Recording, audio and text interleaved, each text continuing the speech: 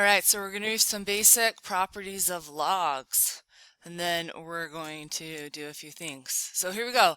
Log base b of 1. If I plug in a 1, my output should always be a 0. And a way to think of that, b to the 0 is equal to a 1, right? The inverse aspect of it. So here's my next log property. Log base b of b is equal to a 1. So b to the first is equal to b, right? That has to make sense. So if I plug in the same value as the base, it has to be a 1.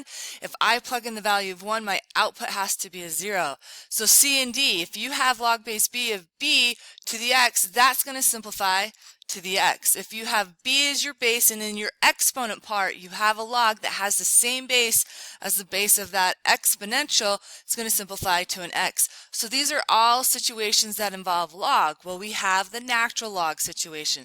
So I can go the ln of 1. If I put in a 1, doesn't matter the log, I need to get out a 0. So e to the 0 is equal to a 1, right? So I have the ln. If I put in e, because that's the same value as that base, I should get a 1 out. So e to the first has to equal e. If I see ln of e to the x, that simplifies down to an x. And if I see e raised to the ln of x, those cancel out. I'm left with an x. So now we have a few of these. So we have this example. Use the property of logarithms to evaluate the expression without a calculator. So if I see log, I know that has a base of 10. So here we go. I have 10 and 10. So that's just going to be equal to that exponent, which is a -4.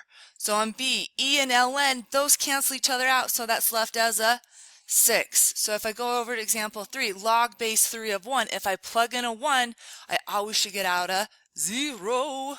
Next one. So, same situation, log base 50 of 50. Those are the same. The output should be a value of 1. So I get log 5 of 125. So I'm breaking it down, 5 and 25, and then I get 5 and 5. So this I can rewrite as log base 5 of 5 to the third. Those are going to cancel out, so it's equal to the value of 3. So if I see log means I have a base of 10. Alright, I can break that down into 100 and 100. And then I get 10 and 10, and then I get 10 and 10. So I can rewrite this as log base 10 of 10 to the fourth.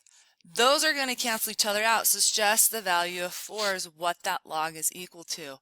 So if you see one that looks like this, I'm just going to go e to the ln of x squared minus 7x plus 1. Those cancel each other out, so you're just left with that x squared minus 7x plus 1.